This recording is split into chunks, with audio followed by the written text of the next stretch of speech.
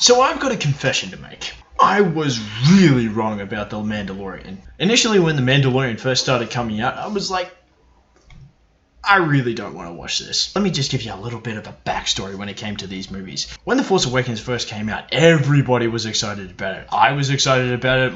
My mother was excited about it. We were all excited about it. We wanted to see The Force Awakens. We wanted to know the next chapter of these events. We wanted to see our beloved characters come back. When we heard that Disney had taken over for Star Wars, we were like, that's interesting. That could even be good. Disney at the time hadn't proved that they were just cash-grabbing, money-grabbing people. Mostly. At the time.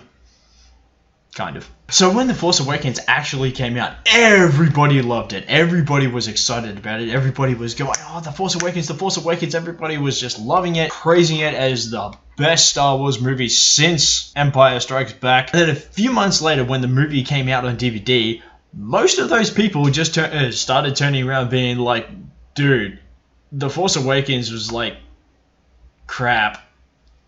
It was just a retread of A New Hope, just with new characters. I was just left there standing in a really weird crowd just being like, did you even a few months ago, bro?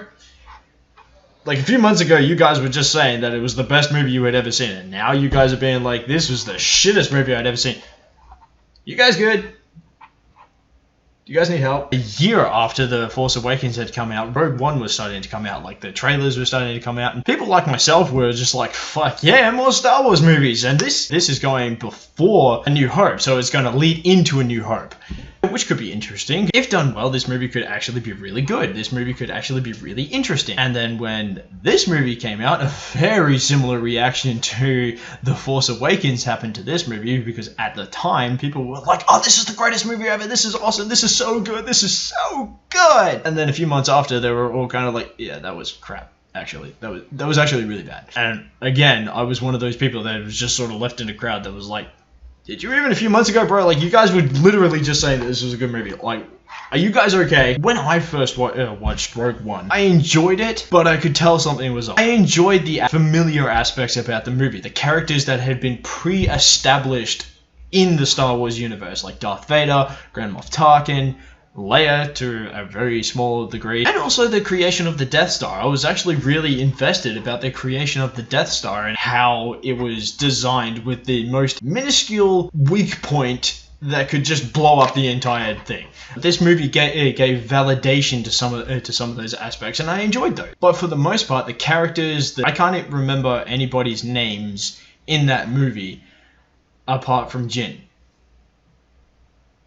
Outside of the pre-established characters. I came to realize that I actually enjoyed that movie as a sci-fi adventure, but not a Star Wars movie. As a Star Wars movie, it actually kind of falls flat. It's actually really uninteresting for the most part. You're not really invested in the story because the story is really jumpy. The story is going from here to over there, from over here to over there. It's just really jumpy, and it feels like a sci-fi adventure, yes, but it doesn't feel like a Star Wars adventure. And that's my problem with most of these newer movies. Most of these newer movies feels like a sci-fi adventure, but none of them actually feel like a Star Wars movie. That's where I have to give credit to the older movies, especially the prequels. The prequels, while not written well, for the most part, are still Star Wars adventures. They're still fun to watch. They're still fun to enjoy. Admittedly, some of them, including The Phantom Menace, most especially The Phantom Menace, is actually really slow, and you have to sort of drudge your way through that one, but it still feels like a Star Wars movie. It still feels like the vision of the creator who wants to create a series. George Lucas wanted to show us the descent of Anakin and the creation of the Empire, and regardless of whether or not that actually works for you, well, that's up to you if it works for you or not. But it still feels like a Star Wars adventure, and I don't even need to talk about the original trilogy. Everybody loves the original trilogy. The original trilogy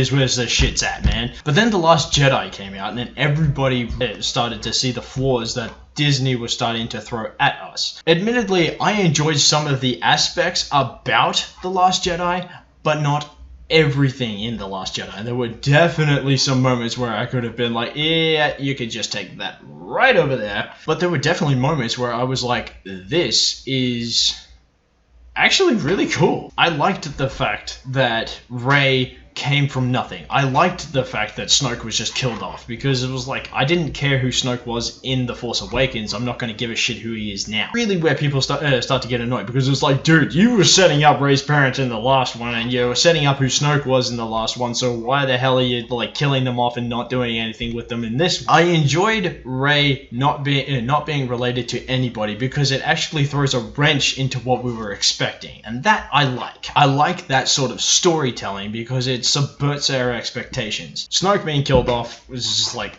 who gives a shit? I really didn't care. It's not one of those things that I was like, that was like, it breaks the movie for me. What really breaks the movie for me are the jokes. The 2017, the today kind of jokes. It's like the opening scene where Poe is talking to the guy and he's like, hello? Hello? Can you hear me? Hello? Hello? It's like, that's cell phone humor. That's like today kind of humor. That's not the humor that really goes in a Star Wars movie. Star Wars movies are not foreign to humor, but that just felt really out of place. People were divided on the Last Jedi, and for understandable reasons. Some people liked it, some people didn't. Some people were expecting one thing but got another and didn't like the fact that their expectations were subverted. When Solo, a Star Wars story, was starting to hit theaters, or at least the trailers were starting to come out, I was like, okay, this is where I'm starting to draw the line, because I really don't want a Han Solo movie. He's not a character that really needs it. He's not a character who needs a movie to set up his character. It's like, we've had those.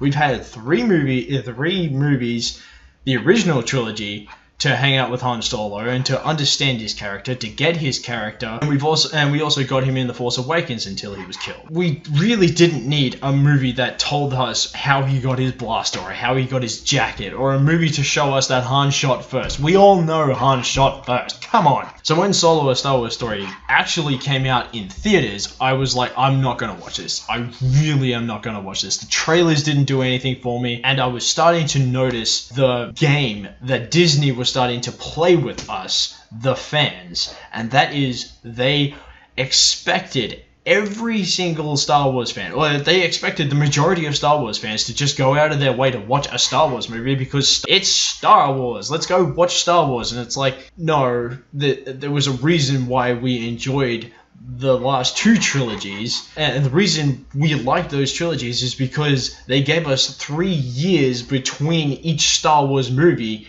with no Star Wars in between. We got A New Hope, Empire Strikes Back, and we got Return of the Jedi, all in succession over the span of like 9 years or whatever it was.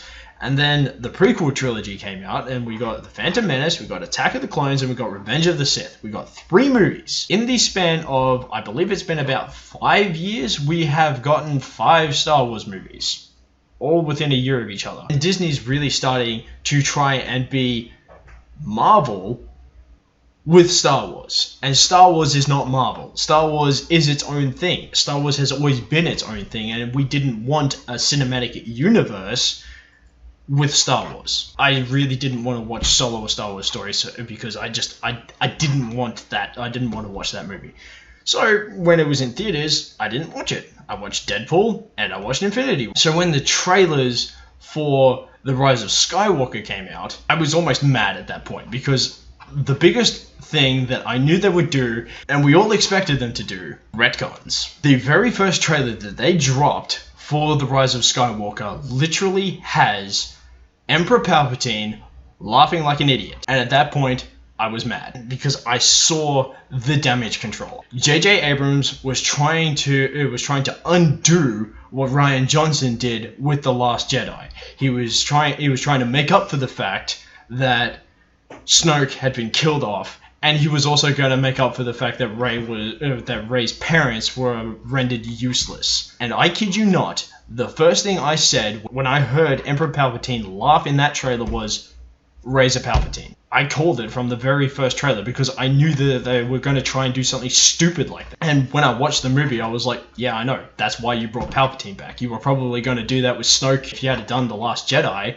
but you couldn't, because Disney, for whatever reason, decided to put Rian Johnson in for The Last Jedi. It really showed me that Disney, they didn't have a roadmap for what they were wanting to do with the Star Wars movies. They were just like, alright, JJ, you direct the first one. Ryan, you direct the second one. JJ, you also direct the third one. Whatever happens in the second one doesn't matter, just as long as the third one gets done. Just as long as it all gets done. When Ryan Johnson set up stuff, like Rey's parents and Snoke in the first one, Ryan Johnson went and did stuff that J.J. Abrams didn't want, and then just left him a good luck note for the third one. And that's where you can just sort of tell that they didn't have a plan. Palpatine was never meant to come back. Rey was going to probably be a Snoke instead of a Palpatine, but she ended up being a Palpatine.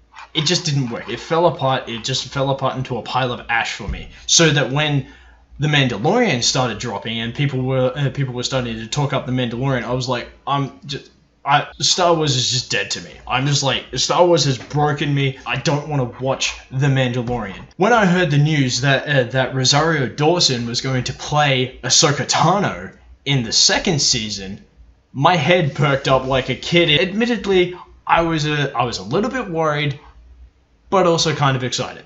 Because Rosario Dawson is a phenomenal actor.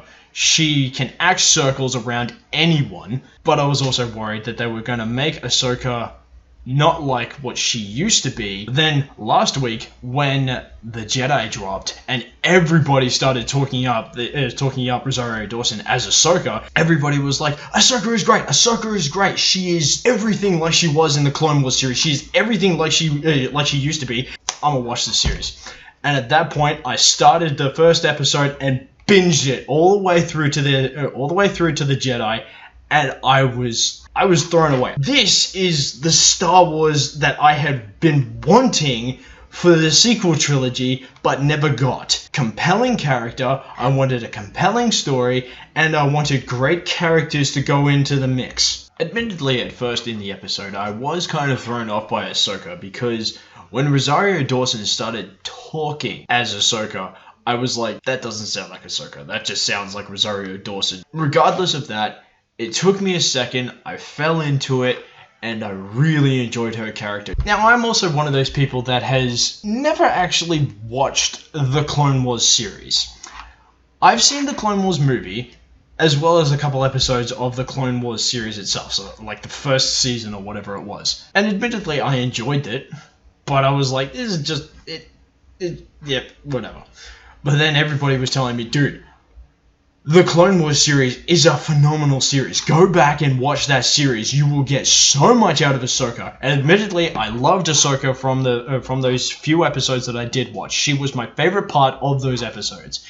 If anything, she is probably one of my favorite characters that has come out of that series and out of the prequel trilogy in general. So when I went back to watch it all, I binged as much as I could in such a short amount of time. I've had so little time to watch it all.